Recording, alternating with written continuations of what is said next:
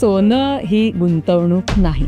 की समजा तुमचे असे शेअर्स तुम्ही घेतले आणि समजा काही कारणाने मार्केट डाऊन झालं तर तुम्ही आणखीन कमी भावाला शेअर्स घ्या, तुमची प्राइस ॲव्हरेज करा, घाबरू नका. कारण असं कधीही झालं नाही आहे. आणि आज जी आपली इंडियाची सिच्युएशन आहे जे आपण बघतोय, त्यामुळे माझ्या मते अनदर आपल्या लाईफटाईममध्ये तर काही काळजी करण्याची गरजच नाही आहे. We are going to go up and up and up. Credit card जरूर वापरा, पण क्रेडिट कार्ड लोन म्हणून वापरू नका. मृत्यूपत्र ही फार एक रिअलिस्टिक वस्तू आहे की जी प्रत्येक माणसाची असलीच पाहिजे. तुम्ही पहिली असेट ज्या वेळेला घ्याल आयुष्यात तेव्हापासून तुमचं मृत्यूपत्र किंवा विल तयार पाहिजे. तुम्ही आज जे पैसे कमवताय आणि तुम्ही ते वापरणार आहात जर का 30 वर्षानंतर, तर त्या 30 वर्षानंतर त्याची टाईम व्हॅल्यू काय. त्यामुळे तुमचं जी गुंतवणूक आहे ती त्याच प्रमाणात वाढली पाहिजे ज्या प्रमाणात तुमचं इन्फ्लेशन वाढतंय. तुम्हाला काय वाटतं की भिशी गुंतवणूक आहे की ती मानसिक गुंतवणूक जास्त आहे? त्याच्याऐवजी हीच भिशीचे पैसे जर का आपण रिकरिंग डिपॉझिटमध्ये टाकले तर त्या भिशी जेव्हा संपेल त्यावेळेला, म्हणजे समजा आता मी एक 15-20 हजार काढतोय तर 3 लाख महिन्याला होतात. तर मी जर का ते 3 लाख असं जर का रिकरिंग डिपॉझिट काढलं तर ते जेव्हा 15वा संपेल ना तेव्हा मला 3 लाख व्याज मिळेल. त्या जेनझी लोकांच्यात एक फ्रीडम पण येतो की आधी आईवडिलांच्या सुपरविजन खाली असतात, हिशोब द्यायला लागतो. तो सडनली असं लक्षात येतं की अरे आपल्याला कोणालाच काही उत्तरं द्यायची नाही आहेत.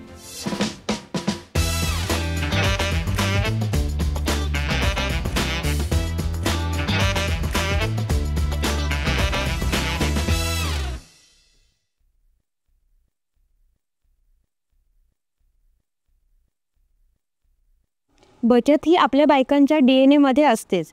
कित्येकदा आईने साखरेच्या डब्यात ठेवलेले पैसे, आजीने धान्याच्या डब्यात ठेवलेले पैसे इमर्जन्सी फंड म्हणून आपल्या बऱ्याच जणांच्या कामी आले असतील. आजचा जमाना बदलला, बायका नोकरी करायला लागल्या, बचतीचे इन्व्हेस्टमेंटचे मार्ग बदलले. ह्या नवीन युगात बचत कशी करायची, इन्व्हेस्टमेंट कशी करायची, कुठे करायची, ती करताना काय काळजी घ्यायची, या संदर्भात माहिती देण्यासाठी आज आपल्या स्टुडिओमध्ये आपल्या बोलबालाच्या पॉडकास्टमध्ये आल्या आहेत स्वाती मयेकर मॅडम. नमस्कार मॅडम. मयेकर मॅडम यांनी फिक्कीच्या मुंबईच्या महिला शाखेचा अध्यक्ष म्हणून बराच काळ काम केल्यामुळे महिला आणि गुंतवणूक ह्याचा त्यांना खूप चांगला अनुभव आहे. सो आज ते आपल्याला खूप चांगलं मार्गदर्शन करतील. मॅम, बोलबाला या आमच्या पॉडकास्टवर तुमचं स्वागत आहे. थँक्यू. पहिला प्रश्न आहे की तुम्ही पैसा एक कॉन्सेप्ट म्हटलं तर तुम्ही त्याला कसं डिफाईन कराल? पैसा हे एक असं मीडियम आहे की ज्याच्यामुळे आपल्याला जी जरुरी आहे तशा वस्तू आणि सेवा ह्या खरेदी करू शकतात. पूर्वी काळी तुम्हाला माहिती असेल बार्टर एक्सचेंज व्हायचा की तुम्ही एक वस्तू द्यायचा आणि दुसरी वस्तू त्याच्याबद्दल घ्यायचा. तसं ते फार गोंधळाचं होतं. म्हणून मग एक कॉमन मीडियम ऑफ एक्सचेंज जे डेव्हलप झालं त्याला आपण पैसे म्हणतो. एका याने आपल्याला विविध वस्तू घेता येतात किंवा सेवा खरेदी करता येतात. बरोबर. पैसा आला की माणूस बदलतो असं म्हटलं आता. हे निगेटिव्हली आहे, पण हे पॉझिटिव्हली कसं सांगता येईल? पैसा आपल्या व्यक्तिमत्वाला कसं बदलवतो? माझ्या मते पैशाने पहिला बदल असा होतो की कॉन्फिडन्स येतो. की जेव्हा आपण स्वतः कमवायला लागतो तो जो आपल्या चेहऱ्यावर कॉन्फिडन्स दिसतो तो पहिल्यांदा नसतो आणि हे अगदी एव्हिडंट दिसतं. आणि काही लोकांना तो गर्व वाटत असेल पण माझ्या मते हा कॉन्फिडन्स जो दिसतो तो चेहऱ्यात बदल होतो पैशामुळे. काटकसर आणि कंजूसी यातला नेमका फरक काय? माझ्या मते काटकसर म्हणजे जेव्हा आपण जरुरीपुरतंच घेतो तेव्हा त्याला काटकसर म्हणतात. आणि जे जरूर असतं तेही जे घेत नाहीत त्यांना कंजूस म्हणतात. बरोबर. आणि काटकसर म्हणजे मी जर का मला काही आवडलं आणि मी एकदम त्याचे 4-5 शर्ट्स घेतले कारण आवडला म्हणून, तर ते थोडा उधळेपणा आपण म्हणतो. पण मी जर का एक शर्ट आवडला आणि मी एकच घेतला किंवा एक ठरवून घेतले की किती मला खरेदी करायची तर त्याला आपण काटकसर म्हणू शकतो. तर आता जेन्झी ज्या आहेत की ज्यांच्याकडे फार कमी वयात, ज्या तर टीनेजर्सच्या अराउंड आहेत आणि फार कमी वयात त्यांच्या हातात पैसा आलेला आहे, तर दोन म्हणजे विचारांचे ते असतात. एक असतं की का सेव्ह करायचा आहे पैसा, उधळायला आहे, मला आता एवढ्या रिस्पॉन्सिबिलिटीज नाही आहेत. ऑन दी अदर हँड पैसा माझ्याकडे आहे, मला सगळा खर्च येणे करायचा आहे, पण मग मी ह्याचं करायचं काय? आणि माझं जसं वय वाढत जाईल तसं माझ्याकडे अजून पैसा येईल. सो ते बर्डन घेऊन मी कसं जगू? तर हे जे आहे ना, हा जो डायलेमा आहे त्याला कसं ॲड्रेस करायचं. ह्याच्यासाठी ना जेव्हा तुम्ही पैसे कमवायला लागता तेव्हा थोडी बसून स्वतःच विचार करायला लागतो की तुम्ही म्हणता ती बरोबर आहे. त्या जेनझी लोकांच्यात एक फ्रीडम पण येतो की आधी आईवडिलांच्या सुपरविजन खाली असतात, हिशोब द्यायला लागतो. तो सडनली असं लक्षात येतं की अरे आपल्याला कोणालाच काही उत्तरं द्यायची नाही आहेत. म्हणून सुरुवातीला असं होतं की मी वाटेल तेवढा खर्च करतो, बाहेर जातो, जेवतो, काही करतो. पण थोडा जर का पुढचा फ्युचरचा विचार केला की ह्याच्या पुढे मी काय करणार आहे तर थोडा तो माणूस स्टेबल होईल.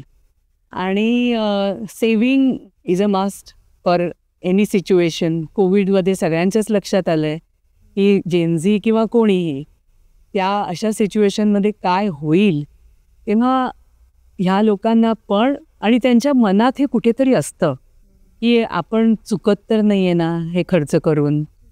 आणि त्यावेळी जर का त्यांना योग्य मार्गदर्शन कोणी मिळालं किंवा त्यांनी सल्ला घेतला तर ते जरूर त्याचा बरोबर उपयोग करतील. आणि स्वभाव पण असतो. बचतीचा संस्कार असतो ना, तो बऱ्याचदा लहानपणी घडतो आपल्यावरती, तर लहानपणी जो इम्पॅक्ट असतो तो आयुष्यभर पुरतो. तर लहान मुलांना बचतीचा कसा संस्कार करायचा, त्यांच्यावरती काय गोष्टी त्यांच्या बाबतीत करायच्या? मी सध्या असं बघितलं की आईवडिलांची ना चढाओढ चालू असते की माझ्या मुलाला मी काही कमी पडून देणार नाही, म्हणजे त्याला मी नाही असं म्हणणारच नाही, जे माझ्या मते चुकीचं आहे. म्हणजे मला माझ्या नातवाचीच मी गोष्ट सांगते की तो मला एकदा काहीतरी कोणीतरी त्याला विचारलं की तुला म्हणजे खरं तू जे झालं ते सांगते की तुला कुठलं फिश आवडतं, तर तो म्हणाला मला पापलेट आवडतं. मग ते म्हणाले मग तू पण मी ना रोज नाही खाऊ शकत बिकॉज वी कांट एफोर्ड. आणि मला इतकं हसायला आलं की तो वी कांट एफोर्ड हे शब्द जे शिकला ते फार महत्त्वाचे होते. म्हणजे ती खरं अशी परिस्थिती नाही आहे की तो ही कांट एफोर्ड, पण त्याला जे सांगण्यात आलं त्याच्यामुळे त्याला हा शब्द समजला की there are things in life which we can afford, which we cannot afford. त्यामुळे दुसऱ्या मुलाकडे जर का एखादी वस्तू असेल तर त्याचा अर्थ असा नाही की मी ती घेतलीच पाहिजे. आणि हे आईवडिलांनीच सांगायला पाहिजे की तुझ्या मित्राकडे जर ते हे असलं तरी आपण नाही घेऊ शकत, किंवा तुला घ्यायचं असेल ना तर तू 6 महिने दुसरं काही घेऊ नकोस, पैसे वाचव. किंवा त्यांना असं चांगल्या वागणुकीबद्दल चांगल्या कामाबद्दल ना त्याला पॉईंट्स देतात की तू जर का अभ्यास केलास 1 तास तर तुला 10 पॉईंट्स. त्यामुळे तो ते पॉईंट्स जमा करतो आणि मग ते पॉईंट्स खर्च करतो. पण ते पॉईंट्स जमा करण्यासाठी त्याला काहीतरी चांगलं वागायला लागतं किंवा काहीतरी करायला लागतं एक्स्ट्रा. अशी जर त्यांना शिस्त लावली तर त्यांना हे मेहनत करून पैसे मिळतात हा कुठेतरी कन्सेप्ट समजतो. बरं. आणि हे माझ्या मते आईवडिलांचं काम आहे की अति लाड करणं बरोबर नाही. त्यांनाही कळलं पाहिजे की हे खर्च आपण करू शकतो का नाही करू शकत. आणि आता जो आपला मेन विषय आहे की आर्थिक साक्षरता महिलांमधली, तर आपण तिथे एंटर करूया. त्यात स्त्रीच्या आयुष्यात विविध टप्प्यांमध्ये म्हणजे ती अगदी शिक्षण घेत असल्यापासून नोकरी, लग्न, मुलं बाळं, संगोपन ते अगदी म्हातारपण, ह्या सगळ्यामध्ये तिचं पैशाशी नातं कसं बदलत जातं? मुली सुरुवातीला म्हणजे मुलं मुली काय आपल्या आईवडिलांवरच डिपेंड करतात आणि त्यामुळे त्यांना कायम पैसे मागावे लागतात आईवडिलांकडे. आणि मे बी आता असं नाही आहे, पण पूर्वी असं डावं उजवं व्हायचं की मुलांनी काय मागितलं तर पटकन हो म्हटलं, मुलींनी मागितलं तर जरा विचार केला गेला. पण आता असं नाही आहे. आणि नंतर त्या मुली जेव्हा कमवायला लागतात तेव्हा पण स्वतःचे पैसे स्वतःसाठी ठेवायचे, किंवा त्यांना असं कायम सांगितलं जातं की तुझ्या लग्नासाठी पैसे ठेवायला लागणार आहे, तुझ्यासाठी असं करायला लागणार आहे. तर हे असं माझ्या मते त्यांच्यावर दडपण येता कामा नये. की असं काही नाही आहे की मुलासाठी पण आता आपण बघितलं किती खर्च करतात, तेव्हा मुलीसाठीच होतो असं काही नाही आहे. तर त्यांना पण तितक्याच फ्रीली वागवलं तर त्या पहिल्यापासून मुली कॉन्फिडंट राहतील की ठीक आहे माझ्यावर खर्च झाला तरी काही हरकत नाही आहे. आणि आता तू दुसऱ्या घरी जाणार आणि मग असं होणार. इनफॅक्ट आता लक्षात असं आलं की मुलीच आईवडिलांकडे जास्ती बघतात. त्यामुळे त्यांनी आता हे मनात ठेवताच कामा नये की मुलाकडे मुलगे जास्ती पुढे बघतील माझ्या मते मुलगी पण इतक्याच केपेबल आहेत आणि त्या तितक्याच प्रेमाने आईवडिलांचं करतात. बरोबर, खरं. तर साक्षरता त्यांना यावी ही फार गरजेची गोष्ट आहे. हां, आपण त्या मुद्द्याकडे आलोच आहोत. तर अर्थसाक्षरता म्हणजे नेमकं काय आणि महिलांसाठी ती कशी महत्त्वाची ठरते? आर्थिक साक्षरता म्हणजे पैसे कसे घरात येतात, म्हणजे इन्कम काय आहे आपल्या घरचा आणि आपल्या घरचा खर्च काय आहे आणि ह्याच्यातून आपण पैसे जे फ्युचरसाठी ठेवायला लागतं, ज्याला आपण सेव्हिंग म्हणतो, की difference between your income and your expenditure is your saving. तर हे त्यांनी समजून घ्यायला पाहिजे. आणि माझ्या मते महिला ह्या बाबतीत खरंच एक पाऊल पुढे असतील, कारण त्या बरोबर घरात जो काय इन्कम आहे त्याच्यात आपला संसार चालवतात. दिवाळी येणार आहे, भाऊबीज येणार आहे, काही येणार आहे, तर त्याच्यासाठी किती जास्ती खर्च लागेल, कुठे काय होईल, हे त्यांच्या डोक्यात गणितं कायम चालू असतात. आणि कठीण परिस्थितीमध्ये पण त्याच बरोबर आपलं बजेट, की काय कुठे काटकसर करून मी काय वाचवू शकते आणि कुठे खर्च करते, तेव्हा त्यांना ही साक्षरता माझ्या मते नॅचरलीच असते. फक्त ते जो एक ब्लॉक असतो की मला ह्या अशा बाबतीत आर्थिक नियोजन कळत नाही, तो जर का त्यांनी काढला ना, तर महिला जास्ती आर्थिक नियोजन चांगलं करतील असं मला तरी वाटतं. पण तुम्ही म्हणालात की तो ब्लॉक असतो, पण तो ब्लॉक उगाचच येत नाही. कधी कधी पुरुषांकडून त्याला डावललं जातं की तुला काय कळतं त्यातलं. तर ती पण मानसिकता असेलच ना त्यामध्ये. कंडिशनिंग, ते कंडिशनिंग अगदी बरोबर आहे की हे कंडिशनिंगचाच हा भाग आहे. आणि काही काही त्याच्यातून बाहेर येणं आता आपल्या हातात आहे. की तुम्ही जर का एखादी गोष्ट मनात घेतली की ही मला समजली पाहिजे, तर त्याच्यासाठी तुम्हाला काय कंडिशनिंग झालं याचा काही फरक पडत नाही. की मी समजून घेईन, का नाही मला समजणार. की तुम्हाला जर का बऱ्याच वस्तू ज्या समजू शकतात, बरोबर. आणि आता माझ्या मते वेबसाईट आणि ह्या इतक्या इझी झाले आहेत की त्यांना जर का चायनीज फूड करायचं तर जातात ना वेबसाईटवर आणि समजून घेतात कॉम्प्लिकेटेड. तसंच हे पण समजून घ्यायचं की मला हे समजलं पाहिजे आणि ते खूप सोपं आहे. बरोबर. ते ही स्वतः कॉन्फिडन्स तयार करणं फार गरजेचं आहे. इट इज फेमसली सेड की women think with their heart. तर मग महिलांच्या काही मनी ड्रिव्हन ॲस्पिरेशन्स असतात आणि त्यासाठी मग आर्थिक नियोजन कसं करायचं? पण माझ्या मते आर्थिक नियोजन हे हार्टमधूनच व्हायला पाहिजे. कारण काय गोष्ट जरुरी आहे आणि काय नाही, तुमचं ब्रेन एकदम प्रॅक्टिकल वस्तू ठरवतो आणि हार्ट तुम्हाला बरोबर डिरेक्शन करतं की तुम्हाला तुमच्या मुलांसाठी काय करायला हवं आहे, की तुम्हाला तुमच्या फ्युचरसाठी काय करायला हवं आहे, किंवा तुमच्या रोजच्या आयुष्यात कधी खर्च वाढतात, कमी होतात, हे काय येतात हे महिलांना बरोबर समजतं. आणि त्यावेळी कशाला प्राधान्य द्यावं आणि कशाला देऊ नये हे त्या त्यांच्या हृदयाने ठरवतात आणि ते बरोबर असतं. त्यामुळे प्रत्येक वेळी ब्रेनच काम करून अगदी परफेक्ट आन्सर यायला पाहिजे असं जरुरी नाही आहे. त्यामुळे त्या ज्या डिसिजन घेतात ती बरोबर असते. कारण सुख जे आपण म्हणतो की जेव्हा आपल्याला एक अनपेक्षित काही मिळतं ना थोडंसं, की तुमचा मुलगा काही एक्सपेक्ट करत नाही आणि तुम्ही थोडंसं काही जास्ती दिलं, तर तो जो आनंद आहे ना त्याला सुख म्हणतात. की ज्या वस्तू नेहमीच मिळतात त्याच्यातून ते टेकन फॉर ग्रांटेड असतं. आणि हे जे ते ज्या आयोजन करतात घरासाठी, तर त्यांनीच घर नीट चालतं. बरोबर. महिलांनी जर गुंतवणूक करायची सुरुवात केली तर त्यांनी सुरुवातीला कशात गुंतवणूक करावी, म्हणजे त्यांना धोका नाही किंवा काही प्रॉब्लेम्स येणार नाहीत, की बेबी स्टेप्स काय असतील? आता एक तर या गव्हर्नमेंटमुळे सगळ्यांकडे बँक अकाउंट आले आहेत. त्यामुळे माझ्या मते बँक अकाउंट असणे हे सगळ्यात महत्त्वाचं आहे. की पूर्वी साखरेच्या डब्यात, तांदूळाच्या डब्यात असे जे पैसे ठेवले जायचे, त्याच्याऐवजी तुम्ही जे काय बचत कराल, घर खर्चातून पण कराल, ती बँकेत टाका. एक व्याज मिळतं आणि ते फार महत्त्वाचं आहे.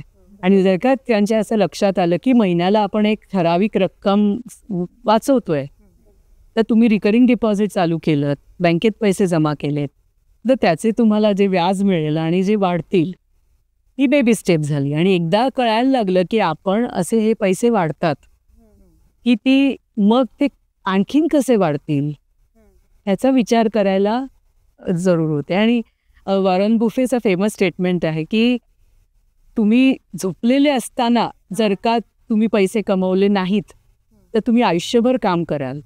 तर झोपलेले असताना कमवणे म्हणजे काय, की बँक इंटरेस्ट हा झोपलेले असताना कमवला जातो. आणि म्हणजे माझ्या महिला मला चांगलं आठवते की त्या बरोबर 1 ते 10 तारखेला पैसे वापरायचे नाहीत, कारण तेव्हा बँक इंटरेस्ट क्रेडिट करते. 10 ते 20 पुढे वापरायचे पैसे. तर हा जर का छोटा विचार तुम्ही करू शकता की 1 ते 10 मध्ये पैसे बँकेत राहिले पाहिजेत कारण मग मला व्याज मिळतं, तर असंच पुढे पुढे जाऊन ह्याच्या पुढे काय हे शिकलं पाहिजे. जर बँकेत बाईंनी अकाउंट ओपन केलं, त्याच्यानंतर शेअर मार्केटमध्ये जर आपल्याला करायचं असेल तर काय काळजी घेतली पाहिजे? कारण बऱ्याचदा त्याच्यामध्ये धोका आहे असं सांगितलं जातं, तर खरंच धोका आहे का आणि काळजी कशी घ्यावी महिलांनी? एक मी तुम्हाला आधी शेअर मार्केटच्या म्हणजे का करावी हे सांगते. की शेअर मार्केट जनरली हे एकदम म्हणजे मध्यम वर्गीयामध्ये बदनाम असतात. की शेअर मार्केटमध्ये पैसे बुडतात किंवा शेअर मार्केटमध्ये मोठे स्कॅम होतात. तर हे अगदी अगदी चुकीचं आहे. कारण शेअर मार्केटमध्ये आज आपल्याकडे इतकी एक उदाहरणं आहेत की ज्यांनी पैसे कमवलेत. पण चुकीचं काय आहे की जेव्हा तुम्हाला कोणीतरी सांगते तुम्ही आज पैसे घाला आणि उद्या डबल होणार, तसं कधी होत नाही.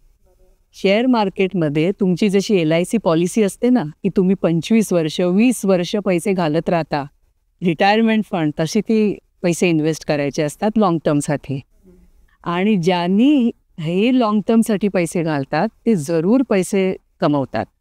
आणि ह्याच्या बाबतीत पण मी वॉरन बुफेचं उदाहरण देईन की कशात पैसे शेअर्समध्ये घालायचे हे बायकांना का कळेल. त्यांनी कशात पैसे घातले सुरुवातीला? कोका कोला ड्रिंक, ही सगळ्या जगभर लोक कोक पितात, त्यात कंपनीज प्रॉफिटेबल, मॅकडॉनल्ड्स, फूड सगळे. तर हा जो विचार त्यांनी केला की कन्झ्युमर प्रॉडक्ट्स ह्याच्यामध्ये की जे नेहमीचे आपण जे वापरतो ह्या ज्या कंपनी मॅन्युफॅक्चर करतात त्याच्यामध्ये पैसे घातले तर ते नक्की वाढतील. कारण त्याला आपण जसं म्हणतो ना की याला मरण नाही, की तुम्ही रोज जेवणारच किंवा तुम्ही जेवणानंतर दुसरं आजारी पडलात तर औषध घेणारच, मग हे औषधाच्या कंपन्या. तर हा जो विचार आहे त्यामुळे तुम्ही जे डेली लाईफमध्ये वापरता त्याच्या एक स्टेप पुढे गेलं की हे कोण करतं, त्या कंपनीमध्ये मी इन्व्हेस्ट करेन. तर माझ्या मते हे बायकांना हे लॉजिक नक्कीच समजेल की कशामध्ये करावं. पण एक गोष्ट नक्की की हे शेअर मार्केट हे फक्त या लॉजिकवर चालत नाही, थोडंसं त्याच्यात मार्केटिंग पण असतं जे आपल्याला सुरुवातीला माणसाला कळणं शक्य नाही. तर मला असं वाटतं सुरुवातीला त्यांनी म्युच्युअल फंडमध्ये पैसे घालावेत, इक्विटी फंड, म्हणजे अगदी डायरेक्ट शेअर मार्केटमध्ये जायचं असेल तर. पण मला असं वाटतं त्याच्या आधी हे म्युच्युअल फंड एक समजून घ्यायला पाहिजे की म्युच्युअल फंड म्हणजे फक्त इक्विटी फंड नसतं. म्युच्युअल फंडमध्ये लिक्विड फंड ज्याला म्हणतो आपण ते सेव्हिंग्ज अकाउंटसारखं असतं की तुम्ही पैसे कधीही विड्रॉ करू शकता आणि सेव्हिंग्ज अकाउंटपेक्षा थोडे जास्ती रिटर्न त्याच्यात मिळतात. बरोबर. मग त्याच्यानंतर पुढची स्टेप आली फिक्स्ड डिपॉझिट किंवा कमर्शियल डिपॉझिट, त्याला आपण डेट फंड म्हणतो. की ते पैसे ते म्युच्युअल फंड अशाच ह्याच्यात घालतात की आपण घालण्यापेक्षा AAA कंपनीज ज्या सेफ कंपनीज आहेत त्याच्यात घालतात. किंवा काही इन्स्ट्रुमेंट अशी असतात की जी फक्त बँकांना आणि म्युच्युअल फंड्सनाच मिळतात, गव्हर्नमेंटची, जी आपल्याला मिळतच नाहीत. तर ते डेट फंड ह्याच्यापेक्षा जास्ती सेफ. त्याच्यानंतर तुम्हाला असं वाटलं की गव्हर्नमेंटमध्ये पैसे घालायचे तर आता RBI बॉन्ड किंवा ह्याच्या पलीकडे गव्हर्नमेंटचं आपल्याला काहीच अवलंबून नसतं, अवेलेबल नसतं.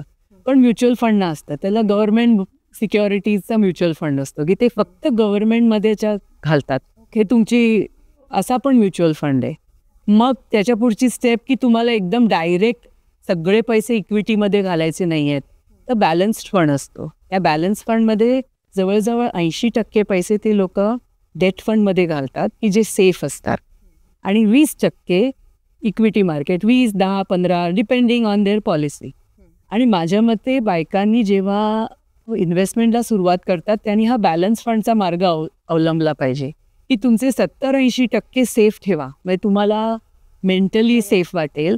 आणि हे जे वरचे 10-20% आहेत की जे आयत्या वेळी जर का एनकॅश नाही करता आले तरी तुम्हाला फारसा फरक पडणार नाही, असे पैसे सुरुवातीला म्युच्युअल फंडमध्येच घाला, इक्विटी फंडमध्ये. कारण असं आहे की त्या म्युच्युअल फंडमध्ये जेव्हा त्या लोकांनी इन्व्हेस्ट केलेत तिकडे तज्ज्ञ बसलेत आणि त्या तज्ज्ञ लोकांनी आपण खूप विचार करून काही शेअर्स ठरवलेत की आपण ह्याच्यामध्ये घालावेत. तर त्यांना जी माहिती किंवा त्यांना जी काही ज्ञान आहे ते आपल्याला माहिती नसतं. तर त्यामुळे कोणाच्या तरी ज्ञानावर जर का आपण अवलंबून राहिलो तर ते जास्ती बरं. आणि बरं त्यांचा परफॉर्मन्स असा आहे ना की तो तुम्हाला वेबसाईटवर लगेच दिसतो की मी जर का हा म्युच्युअल फंड घेणार असेल तर त्या म्युच्युअल फंडनी लास्ट 5 वर्ष कन्सिस्टंटली काय रिटर्न दिलाय. 1 वर्षावर जाऊ नका, 5 वर्षावर जा. त्याचा फंड मॅनेजर कंटिन्यू राहिलाय की नाही, तो म्युच्युअल फंड कुठल्या कंपनीचा आहे, ती स्टेबल आहे की नाही. आपण जसं म्हणतो टाटा म्हणजे विश्वास, तसा तुम्ही तो म्युच्युअल फंड शोधा की एक पर्टिक्युलर बँक किंवा असं ज्याच्यावर आपला विश्वास आहे. तर थोडा रिटर्न जरी कमी असला तरी चालेल, पण आपलं तर हा स्टडी थोडा आपणच करायला पाहिजे. किंवा ॲप्स पण असतात ना की ज्याच्यात आपण रोज चेक करू शकतो की आज आपलं ॲक्च्युली म्युच्युअल फंडातनं अर्निंग किती झालं. ॲप म्हणजे तुमच्याकडे हे जे मनी हां, म्हणजे आता बऱ्याच फायनान्स कंपनीज आहेत की ज्या आपल्या ॲपवर आपल्याला ही माहिती देऊ शकतात. किंवा तुम्हाला वेबसाईटवर तर सगळ्याच म्युच्युअल फंडची माहिती मिळू शकते. त्यामुळे ती माहिती काढणं जरूर आहे. आणि पण हे 20% किंवा बॅलन्स फंडसारखे गुंतवणूक म्युच्युअल फंड किंवा इक्विटी रिलेटेड प्रॉडक्ट्समध्ये करणं फार गरजेचं आहे. कारण एक वस्तू जी आपल्या आयुष्यात नेहमी आपण ऐकतो, इन्फ्लेशन, ही दरवर्षी तुमची महागाई वाढते. आणि महागाई जर का तुम्ही तुमचे पैसे रिटायरमेंटसाठी जमा करत असलात तर ही तुम्ही आज जे पैसे कमवताय आणि तुम्ही ते वापरणार आहात जर का 30 वर्षानंतर, तर त्या 30 वर्षानंतर त्याची टाईम व्हॅल्यू काय. त्यामुळे तुमचं जी गुंतवणूक आहे ती त्याच प्रमाणात वाढली पाहिजे ज्या प्रमाणात तुमचं इन्फ्लेशन वाढतंय. राईट. आणि हे जे बँक फिक्स डिपॉझिट किंवा ज्या सेफ इन्व्हेस्टमेंट असतात त्या प्रमाणात वाढत नाहीत. म्हणून आपले थोडे पैसे असे गुंतवले गेले पाहिजेत की ते इन्फ्लेशनच्या बरोबर वाढतील. बऱ्याच जणांना असं वाटतं की घरामध्ये गुंतवणूक केली की असे पटकन पैसे वाढून मिळतील 10 वर्षांनी 20 वर्षांनी. घरामध्ये म्हणजे हाऊस प्रॉपर्टीमध्ये घरांमध्ये घरामध्ये ना ही एक पहिलं म्हणजे एक what we call is illiquid. तुम्ही एकदा घरामध्ये पैसे घातले की ते परत विकून घेणं हे डिफिकल्ट असतं.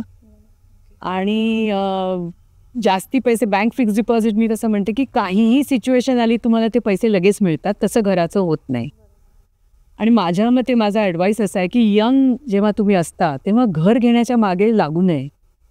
कारण आज भाड्याने तुम्ही जेव्हा घर घेता, भाडं किती असतं माहिती आहे, तुमच्या घराची जी किंमत असते त्याचे जास्तीत जास्त 2-3%, 3%, 4%. पण तीच घराची समजा तुमच्याकडे सेव्हिंग येते, तुम्ही जर का फिक्स डिपॉझिट किंवा या डेट फंडमध्ये घातलं जिथे तुम्हाला 7%, 8%, 10-12% रिटर्न येतोय, तर मग कशाला घर घ्यायचं. 3% त्यातलं भाडं द्या, राहा तिथे. तुम्ही जरा स्टेबल व्हा, तुमची सेव्हिंग करा आणि मग अगदीच फार असं वाटलं तर त्यावेळी घराचा विचार करा. पण माझ्या मते property is not a investment. जे लोक बोलतात ना त्यांच्या आजोबांनी वगैरे अशाने घेतलेली असते ती प्रॉपर्टी. आपण आज घेतली आणि लगेच 4 टाइम्स पैसे झाले आणि विकले, असं होत नाही. त्यामुळे घर जरूर घ्यावं, पण ते योग्य वेळी घ्यावं असं मला वाटतं. आणि तोपर्यंत भाड्यानी घरात राहण्यात, आता अमेरिकेला वगैरे तर भाड्यानी राहणं इज कॉमन. म्हणजे ते रेअरली कोणी विकत जातात घर घ्यायला, म्हणजे आपले इंडियनच घेत असतील जाऊन तिथे. बाकी अमेरिकन हे अगदी कॉमन कन्सेप्ट आहे की यंग कपल भाड्याच्याच घरात राहतात आणि तसंच करावं. बरं. सोनं हा एक आवडीचा विषय महिलांचा. तर सोन्यात गुंतवणूक करावी का? मी दागिने असतेच की हो घेणारच आहे वगैरे, की सोनं हा सण आला मला सोनं घ्यायचंय, कुठचं निमित्त आहे. सोनं ही गुंतवणूक नाही. सोनं हा एक म्हणजे मी अजिबात घेऊ नका असंही म्हणणार नाही, पण सोन्याचा हव्यास नाही करता कामा. सध्या काय झालं, थोडे दिवस हे कोविड नंतर युक्रेन वॉर किंवा गव्हर्नमेंट पॉलिसी चायनाची वगैरे ह्याच्यामुळे सोनं खूप वाढलं आहे लास्ट. पण ते स्टँडर्ड नाही, म्हणजे असंच वाढेल असं नाही. आणि त्याच्यापेक्षाही म्हणजे आपण जर का पूर्वीचा सोन्याचा रेकॉर्ड बघितला तर त्याच्यापेक्षा स्टॉक मार्केटने खूपच जास्ती रिटर्न दिलेत. त्यामुळे इक्विटीला सोनं हा पर्याय नाही. आणि थोडं देशभक्तीबद्दल असं बोलावं असं वाटतं मला की क्रूड ऑइल नंतर highest import of government of India is gold. आणि ह्याचा म्हणजे व्यवसायासाठी नाही, त्या लोकांच्या हव्यासासाठी की आपल्याकडे डिमांड एवढी आहे, त्यामुळे आपलं व्हॅल्युएबल फॉरेन करन्सी ही गोल्ड घेण्यात पण वापरली जाते. तर गोल्ड म्हणजे त्यातून तुम्हाला जर का गोल्डच करायचं असेल तर gold bonds government time to time issue करतात. आणि परत सेफ्टीचा प्रॉब्लेम नाही, तुम्हाला ते गोल्ड ठेवावं पण लागत नाही. तुम्ही दागिने घेतले तर मेकिंग चार्जवर 10-20% पैसे जातात. त्यामुळे एक तर गोल्ड ही इन्व्हेस्टमेंट नाही, पण त्यातूनही आपण हाऊस म्हणून घेतली किंवा थोडे गोल्ड घेतलं पण मर्यादित प्रमाणात, आणि मग नंतर गुंतवणूक घेण्याच्या ऐवजी मग गोल्ड बॉन्ड्स घेतलेले जास्ती बरे. सोन्यानंतर भिशी हा एक आवडीचा विषय असतो, तर तुम्हाला काय वाटतं की भिशी गुंतवणूक आहे की ती मानसिक गुंतवणूक जास्त आहे? भिशी मला म्हणजे असं वाटतं की मी चार्टर्ड अकाउंटंट असल्यामुळे नेहमी असा पैशाचा विचार करते की मी माझ्या मैत्रिणींना पण सांगायचा प्रयत्न केला की आपण 15 जणी महिन्याला एवढे पैसे काढतो, त्याच्यात थ्रिल असतं की पहिलीला मिळाले मग दुसरीला मिळाले. त्याच्याऐवजी हीच भिशीचे पैसे जर का आपण रिकरिंग डिपॉझिटमध्ये टाकले तर त्या भिशी जेव्हा संपेल त्यावेळेला म्हणजे समजा आता मी एक 15-20 हजार काढतोय तर 3 लाख महिन्याला होतात. मी जर का ते 3 लाख असं जर का रिकरिंग डिपॉझिट काढलं तर ते जेव्हा 15वा संपेल ना तेव्हा मला 3 लाख व्याज मिळेल. म्हणजे ते 3 लाख एक्स्ट्रा आमच्या सगळ्यांच्या हातात येतील की ज्याच्यातून आम्हाला दुसरं काही करता येईल. बरोबर आहे. तर त्यामुळे मला असं भिशीच्या लोकांना नेहमी सांगावंसं वाटतं की तुम्ही काहीतरी एक जिला भिशी डिक्लेअर झाली तिला एक गिफ्ट घ्या, असं थ्रिल जे वाटतं त्याच्याऐवजी, पण त्याच्याऐवजी रिकरिंग डिपॉझिट करा. आणि मध्यम वर्गाला तर ठीक आहे, पण ह्या लोअर क्लासला जे चिटफंड करतात त्या लोकांना तर याची जरूर शिक्षण द्यायची गरज आहे की तुम्ही जे काय 500 रुपये 1000 रुपये जे काय चिटफंडमध्ये घालता आणि फसता त्याच्याऐवजी आता बँकेत पैसे टाका. चिटफंड तुम्हाला तेवढेच पैसे परत देतो, त्याच्याऐवजी बँक तुम्हाला व्याजासकट पैसे परत देईल. आणि मी हे जिथे जिथे म्हणून ह्या अशा बायकांशी बोलते त्यांना नेहमी सांगते की हे बँकेत रिकरिंग डिपॉझिटमध्ये पैसे टाका, चिटफंडमध्ये टाकू नका. पण एक तर तिथे सिक्युरिटी काही नाही, आणि हे असं आपण दरवेळेला ऐकतो स्कॅम, आणि हे चिटफंडचे स्कॅम असतात. आणि ते सुरुवातीला काही एक्स्ट्रा रिटर्न देतात आणि पैसा लोकांना भुलवतात आणि मग नंतर ते सगळे पैसे घेऊन पळून जातात. आणि तुमच्या घरी कामवाल्या बाया वगैरे तुम्हाला अगदी नेहमी सांगते की मी चिटफंडमध्ये टाकले आणि मग आता ती बाईक पळून गेली, मग ती म्हणाली माझ्या घरी असं झालं मग माझे पैसेच गेले.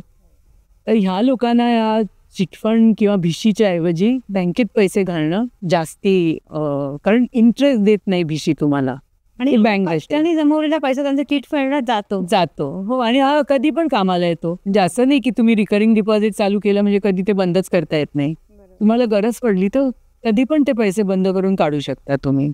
नाही, बायकांशी खूपदा जेव्हा आपण बोलतो आणि कळतं ना की त्यांनी असं कुठे कुठे गुंतवलंय, त्यात हे पण दिसतं की त्यांना तो पैसा मिळाल्यावर त्यांच्या खूप मोठ्या मोठ्या ड्रीम्स आहेत. मला हे करायचं आहे, मग मी ते गळ्यातलं पाहून आले ते करायचं आहे वगैरे अशा गोष्टी. तो इमोशनली जो कनेक्ट झाला असतो तो पण ह्या फसवणुकीत पूर्ण हे होतो. आणि तो तुमचा फुलफिल होईल जर का तुम्ही बँकेत पैसे टाकले, की तुम्हाला नक्की 1 वर्षांनी 2 वर्षांनी ते पैसे व्याजासकट परत मिळतील. त्यामुळे तुमची जी काय इच्छा आहे ज्याच्यासाठी तुम्ही हे पैसे जमा करताय ती जरूर पुरी होईल. तर मॅम, साक्षर असणं आणि आर्थिकदृष्ट्या साक्षर असणं यात नेमका फरक काय आहे? म्हणजे खूपदा पुस्तकी ज्ञान असलेल्या व्यक्तीला व्यवहारी ज्ञान असेल असं नाही.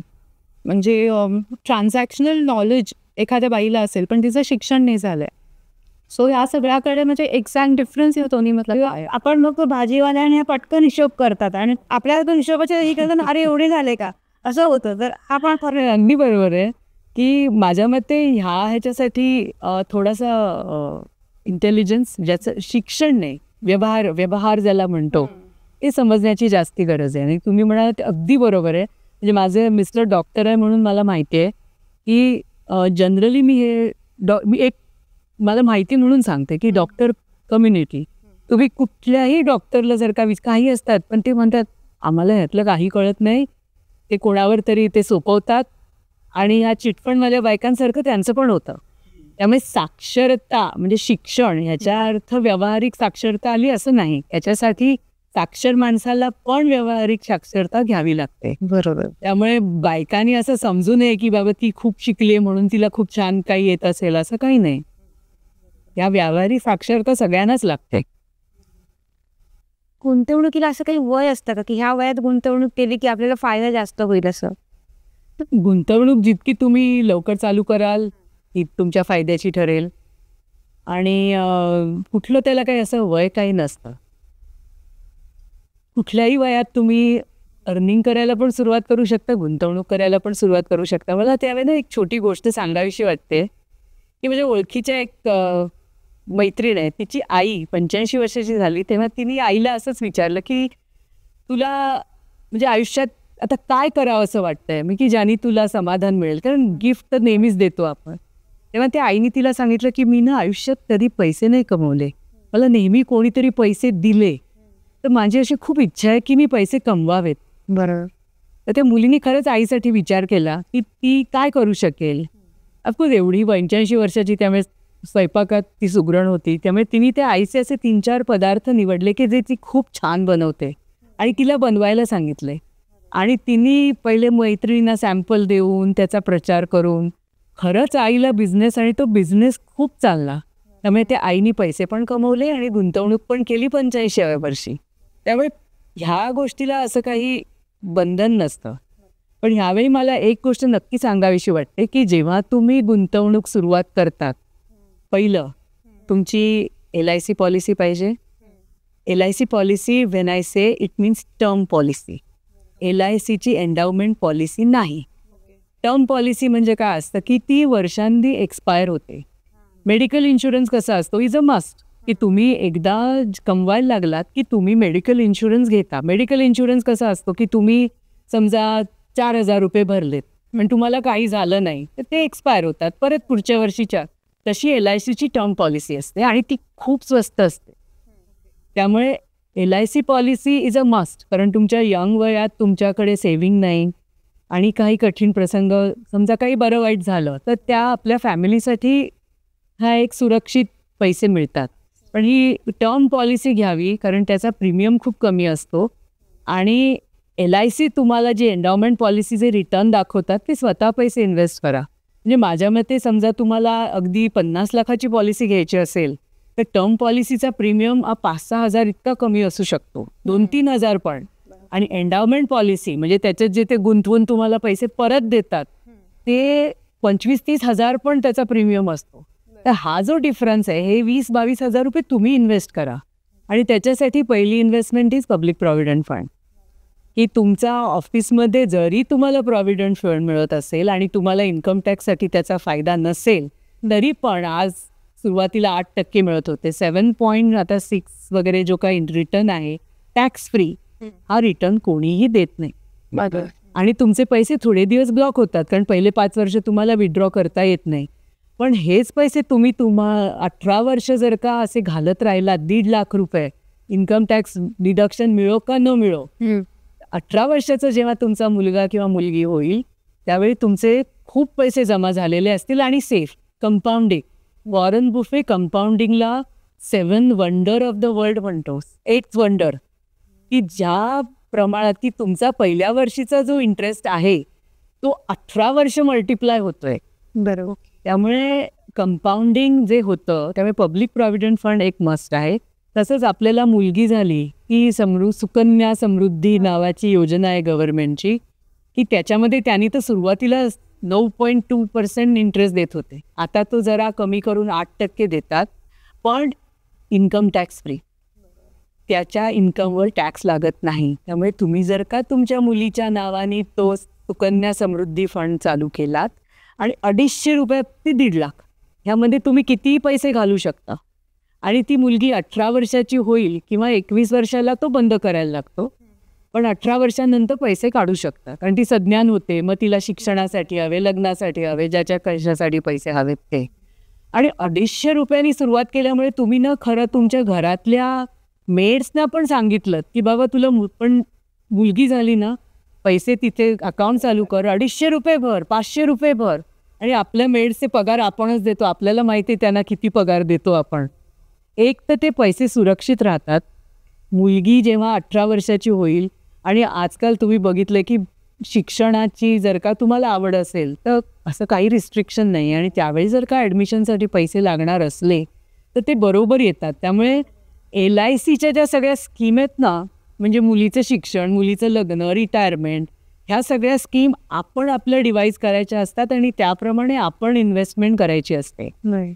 आता इन्व्हेस्टमेंट तुम्ही म्हणालात तर माझ्या मते आयडियल इन्व्हेस्टमेंट जी आहे ती म्युच्युअल फंडमध्ये मी सांगितल्याप्रमाणे, कारण जे काय तुम्हाला अमाऊंट शक्य आहे आणि तो कशा प्रकारे करावा, तर SIP सिस्टमॅटिक इन्व्हेस्टमेंट प्लॅन, म्हणजे रिकरिंग डिपॉझिटसारखं दर महिन्याला तुमच्या अकाउंटमधून एक ठराविक रक्कम ऑटोमॅटिकली जाईल.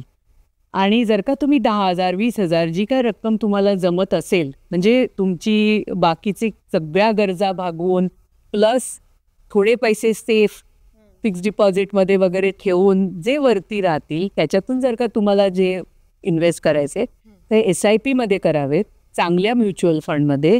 आणि LIC पॉलिसीसारखे, म्हणजे कसे 20 वर्ष 25 वर्ष, पण त्याच्यावर तुमचं मॉनिटरिंग पाहिजे. आणि तुम्ही जो अमाऊंट ठरवाल तो एका फंडमध्ये घालू नका, 5-6 फंडमध्ये डिस्ट्रीब्यूट करा. त्यामुळे कुठला एखादा फंड जर का कमी परफॉर्म झाला तर दुसरा फंड त्याला कॉम्पेन्सेट करेल. आणि वर्षाअखेर एकदा तरी त्याच्यावर लक्ष ठेवा की ह्या फंडनी आपल्याला किती रिटर्न दिला आहे, कसा तो परतावा परत इन्व्हेस्ट झाला आहे. आणि म्हणजे मी अगदी खात्रीने सांगू शकते की SIP सगळ्यांना माहिती आहे, पण त्यांना SWP माहीत नाही. SWP म्हणजे सिस्टमॅटिक विथड्रॉवल प्लॅन. त्यामुळे एकदा तुमचं समजा 25 वर्षांनी, म्हणजे माझ्या मते जर का तुम्ही महिन्याला एक 10,000 रुपये इन्व्हेस्ट केलेत सिस्टमॅटिकली 25 वर्ष, म्हणजे 10,000 म्हणजे वर्षाचे 1,20,000, 20 वर्षाचे 24 लाख, दीड वर्षाचे आणखीन त्याच्यावर 6,000, म्हणजे 30 लाख रुपये तुम्ही ॲक्च्युअल इन्व्हेस्ट केलेत. पण तुमचं कॉर्पस असेल 1.5 ते 2 कोटी. बरोबर. इतकं त्याच्यात ॲप्रिसिएशन झालेलं असणार नक्की. SWPमध्ये SIP तुम्ही SIPमध्ये जेव्हा इन्व्हेस्ट करता आणि 20-25 वर्षांनंतर जेव्हा बघाल तेव्हा तुमचा महिन्याचा अमाऊंट 10 किंवा 20,000 असेल तर तुमचे 2 ते 3 कोटी रुपये जमा झालेले असतील त्यावेळेला. तर त्यावेळी तुम्ही इन्व्हेस्ट बंद करा आणि विथड्रॉल चालू करा. त्यामुळे तुम्ही त्यावेळी महिन्याला आता जे 10 किंवा 20,000 टाकत होता त्याच्याऐवजी 1 ते 1.5 लाख रुपये महिन्याला विथड्रॉ करू शकाल, कारण तुमचा कॉर्पस तेवढा जमा झाला आहे. त्यामुळे तुमचा कॉर्पस इंटॅक्ट राहील, म्हणजे तुम्हाला तो कॉर्पस वापरायला नाही लागणार. त्याच्या इंटरेस्टमधून तुम्ही जगाल आणि त्या इन्फ्लेशनरी कॉस्टमध्ये, म्हणजे आज 10,000 ते इक्विव्हॅलंट टू 1 लाख, त्यावेळेचे 1.5 लाख, आणि प्लस तुमचा कॉर्पस वाढत राहील. त्यामुळे तुमच्या म्हातारपणच्या गरजा, आजारपण, जे एक्स्ट्रा खर्च येतात ते तुम्ही स्वावलंबी राहाल. त्यामुळे SIP SWP, त्यामुळे LICची ॲन्युइटी वगैरे घेण्याच्या ऐवजी हे जर का मार्ग आपण अवलंबला तर त्याचा नक्की फायदा होईल. पण मला ह्या सगळ्यात परत एकदा एक सांगावं असं वाटतं की कॉन्टिंजन्सी फंड हे फार महत्त्वाचं आहे. की तुम्ही जर का 6 महिने काहीही करू शकला नाहीत, कोविडसारखी सिच्युएशन आली, तर तुम्हाला समजा आजारी पडलात तर तुमचा मेडिकल खर्च तुमची इन्शुरन्स कंपनी देईल, पण तुम्ही व्यवसायात असला तर तुमचं घर कोण चालवेल? तर घर खर्चासाठी जो पैसा लागतो, किंवा तुमचं लोन चालू असेल, EMI चालू असेल, मुलांच्या शिक्षणाची फी असेल, आणखीन काही असेल, तर तुमचे एक वर्षाचे पैसे हे इतके सेफ बँक फिक्स डिपॉझिटसारखे असले पाहिजे की त्यामुळे सगळे पैसे आपण स्टॉक मार्केटमध्ये घालणं पण योग्य नाही. म्हणजे स्टॉक मार्केटमध्ये जे इन्व्हेस्ट करतात ते तुम्हाला असंच सांगतील की एक पण पैसा घालू नका बँक फिक्स डिपॉझिट, काही गरज नाही आहे. पण ते त्यांना ठीक आहे, त्यांची मानसिकता वेगळी असते, त्यांची व्यवहार करण्याची पद्धत वेगळी असते.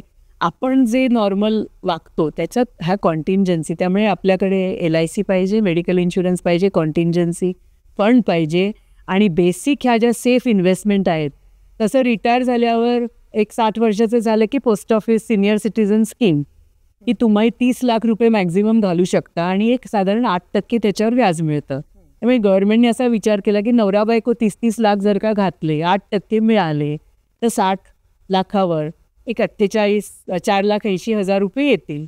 4,80,000 एक तर टॅक्स फ्री, त्याच्यावर टॅक्स लागणार नाही कारण बिलो टॅक्सेबल लिमिट आहे. आणि एक साधारण महिना तुम्हाला 4,000 40,000 वगैरे खर्चाला मिळतील, विच इज नॉट बॅड. म्हणजे असं नाही मी म्हणते की तुम्ही फार अगदी आरामात राहा. Is not bad. आणि मुळात हेच किती चांगलं वाटतं की एक कॉर्पस आहे किंवा तुम्हाला प्लॅन करायचं आहे ते विड्रॉलसाठी करायचं आहे, तुम्हाला इन्व्हेस्ट करायसाठी. आणि ते WP झालं. मी म्हणते की हे ज्या बेसिक इन्व्हेस्टमेंट आहेत ह्याच करायलाच हव्या. सगळे पैसे स्टॉक मार्केटमध्ये घालणं योग्य नाही किंवा म्युच्युअल फंडमध्ये पण नाही. लिक्विड फंड जे फिक्स्ड डिपॉझिट सेफ वस्तू आहेत ह्याच्यामध्ये पण आपले पैसे पाहिजेत. आणि फक्त असं पण नाही होता कामा की फक्त तेच जमा करत राहिलो की ॲज आय सेड की इन्फ्लेशन कवर करू शकेल अशा पण आपल्या इन्व्हेस्टमेंट पाहिजेत. आणि ते तुम्ही तुमच्या इन्व्हेस्टमेंटच्या 10 ते 20% जरी पैसे पहिल्यापासून घातलेत तरी ते सफिशियंट होतील. बाकीचं तुम्हाला जर का, कारण स्टॉक मार्केट किंवा म्युच्युअल फंड इक्विटी मार्केट हे असं आहे ना की तुम्हाला आज पैसे लागले तर त्यावेळी ती सिच्युएशन मार्केटची बरोबर असेल असं नाही, मग पैसे काढता येत नाही. आणि जनरली स्टॉक मार्केटमध्ये जे ब्लेम करतात ना ते असंच करतात की जेव्हा मार्केट खूप हाय असतं त्यावेळी ते घ्यायला जातात, त्यामुळे त्यांना हाय कॉस्टमध्ये शेअर्स मिळालेले असतात. आणि मग समजा काही कारणाने काही अपडाऊन झालं की ते घाबरतात मार्केट आणि म्हणतात बापरे आता माझे पैसे मी 10 लाख घातले होते त्याचे ऑलरेडी 8 लाख झाले, आता काय करू, मग ते विकून टाकतात. आणि मग म्हणतात की अरे मार्केटमध्ये तर लॉसच होतो. त्यामुळे तो वॉरन बुफे नेहमी सांगतो की कधी इन्व्हेस्ट करा, जेव्हा सगळे लोक ग्रीडी असतात त्यावेळी मी विकतो आणि जेव्हा सगळे घाबरलेले असतात त्यावेळी मी घेतो. तसं आहे. त्यामुळे मी असं सांगेन की समजा तुमचे असे शेअर्स तुम्ही घेतले आणि समजा काही कारणाने मार्केट डाऊन झालं तर तुम्ही आणखीन कमी भावाला शेअर्स घ्या, तुमची प्राईस ॲव्हरेज करा, घाबरू नका. कारण असं कधीही झालं नाही आहे. आणि आज जी आपली इंडियाची सिच्युएशन आहे जे आपण बघतोय त्यामुळे माझ्या मते अनदर आपल्या लाईफ टाईममध्ये तर काही काळजी करण्याची गरजच नाही आहे. We are going to go up and up and up. आणि त्याच्यामुळे हे stock market, equity market, mutual fund will become a very म्हणजे sizeable amount of your investment should be there which is you are comfortable with. आता आपण गुंतवणुकीबद्दल बोलतोय, पण कर्ज घ्यायचं का? कारण आपल्या पूर्वीपासून आपण ऐकत आलेलं, घरात पूर्वीचे लोक सगळे सांगतात की कर्ज नको बाबा, तर कर्ज घ्यायचं का? कितपत काय काय काळजी घ्यायची कर्ज घेताना? कर्ज अशा असेटसाठी घ्यावं जी ॲप्रिशिएट होणार आहे. म्हणजे समजा तुम्ही एकदा घर घ्यायचं ठरवलं तर घरासाठी कर्ज घेतलं ती घर ॲप्रिशिएट होणार आहे. कर्ज कशासाठी घेऊ नये तर तुम्ही वर्ल्ड ट्रॅव्हलला चाललाय, तुम्हाला ट्रॅव्हलसाठी पण लोन मिळतं, पण तुम्ही ट्रॅव्हल करून येता, मजा करता एक 15 दिवस आणि मग त्याच्यानंतर 4 वर्ष त्याचे पैसे फेडता, which according to me is not worth it. किंवा से मोटर कार, सगळ्यांना वाटतं की माझ्याकडे मर्सिडीज बेन्झ असावी, पण मोटर कार अशी असेट आहे की ती जरी तुम्हाला कमी व्याज लागलं त्याची व्हॅल्यू डेप्रिशिएट होते, वाढत नाही कधीच. त्यामुळे घेऊ नये असं नाही, पण ते कधी घ्या की तुम्हाला ते इन्स्टॉलमेंट इझिली भरता येतील, त्याचे टेन्शन होणार नाही. म्हणजे कोविडला एक सिच्युएशन आली तरी तुमचे इन्स्टॉलमेंट भरले जातील. अशा वेळीच कर्ज अशा वस्तूंसाठी घ्या की ज्या ॲप्रिशिएट होत नाही, मजेसाठी घेतलेत. बरोबर आहे. पण हल्ली काय झालं, ह्या बऱ्याच अशा कंपन्या तुम्ही तुम्ही फक्त हा फॉर्म भरा आणि तुमचं आधार कार्डची डिटेल द्या, पॅन कार्डची डिटेल द्या आणि तुम्हाला 30,000 लोन आरामात मिळेल. त्यामुळे कधीतरी टेम्पटेशन होऊन जर का आपण लोन असं घेतलं ते घ्यायला कधी हरकत आहे की मला जर का दिवाळी बोनस दिवाळीत येणार आहे, पण मला 1-2 महिने आधी गरज आहे, 3 महिने आधी गरज आहे, पण मला माहिती आहे की माझे पैसे येणार आहेत, तर तुम्ही ते शॉर्ट टर्म घ्या आणि परत 3 महिन्यांनी जेव्हा इमिजिएटली जेव्हा परत करता येतील तेव्हा परत करा. तसं मी क्रेडिट कार्डचं पण यूज सांगते की क्रेडिट कार्ड जरूर वापरा, पण क्रेडिट कार्ड लोन म्हणून वापरू नका. माझा जर का मी आज खर्च केला आहे, मला त्याचे पैसे 20 दिवसांनी द्यायचे, ते 1 महिन्यानी द्यायचे तर का नाही, पण मी ते 1 महिन्यानी बरोबर देईन, कारण त्यांचे रेट इंटरेस्टचे खूप हाय असतात. त्यामुळे ती तुमच्या मागे लागतात, क्रेडिट कार्ड घ्या आणि तुम्ही डिफॉल्ट केलात तर प्रॉब्लेम होतो. त्यामुळे ह्या वस्तू ज्या सगळ्या आहेत त्या अगदी काळजीपूर्वक वापरल्या पाहिजेत आणि जरूर वापरल्या पाहिजेत. बरोबर. आता आपण आर्थिक साक्षरतेविषयी बोललो, तर असे काही 4-5 मुद्दे सांगता येतील का की महिलांनी ते लक्षात ठेवले पाहिजेत आर्थिक साक्षरतेसाठी? आपण आत्ता बराच वेळ महिलांबद्दलच बोललो, पण मला जे काय आता मुद्दे सांगायचे आहेत ते फक्त महिलांपुरते मर्यादित नाही आहेत. म्हणजे आपण महिलांना आता बराच ॲडवाईस दिला की तुम्ही काय करा, कसे पैसे सेव्ह करा, माहिती काढा. मी बऱ्याच वेळ घरात असं पाहिलं ना की घरात जे समजा पुरुष इन्व्हेस्ट करत असले तर ती घरात माहितीच नसते. आणि हे माहिती असणं फार महत्त्वाचं आहे. हे तुम्ही अगदी सिस्टमॅटिकली पैसे इन्व्हेस्ट केलेत की तुमच्याकडे LIC आहे, तुमच्याकडे PPF आहे, तुमच्याकडे फिक्स डिपॉझिट्स आहेत, तुमच्याकडे म्युच्युअल फंडमध्ये इन्व्हेस्टमेंट्स आहेत, आणखीन पोस्ट ऑफिस आपण म्हटलं तर सिनियर सगळे आहेत. पण ह्याची माहिती आहे का सगळ्यांना? कुठे त्याची लिस्ट आहे का? की तुमच्याकडे समजा तुम्ही कुठे जमीन घेतली आहे, कुठे प्रॉपर्टी घेतली आहे, तर त्याच्यात नावं कोणाची आहेत, त्याच्यात नॉमिनी कोण आहे, सेकंड होल्डर कोण आहे. तर ह्या सगळी जी माहिती ती माझ्या मते घरात एक असं पेपरमध्ये लिस्ट असली पाहिजे की कुठल्याही क्षणी काहीही जर झालं तरी त्या पेपरमध्ये सगळी माहिती एका ठिकाणी लिहिलेली आहे की आपल्या घरात सर्वांची मिळून, भले पुरुषाच्या नावावर आहे, बाईच्या नावावर आहे, की काय काय इन्व्हेस्टमेंट आहेत, त्याच्यात जॉईंट होल्डर कोण आहे, त्याच्यात नॉमिनी कोण आहे, किती पैसे आहेत, आणि समजा त्याचा कोणी एजंट असेल काय असेल तर त्याचा फोन नंबर काय, ही त्याची माहिती काढायची असेल. आणि ही अशी एक्सेल शीट किंवा अशी एक माहिती असणं फार महत्त्वाचं आहे. किंवा तुमचा बिझनेस असेल तर मला हे मारवाड्यांचे फार आवडतं की ती 14-15 वर्षाची मुलं झाली की गल्ल्यावर, म्हणजे असं आपण नेहमीच हसतो की ते गल्ल्यावर बसवतात का नाही.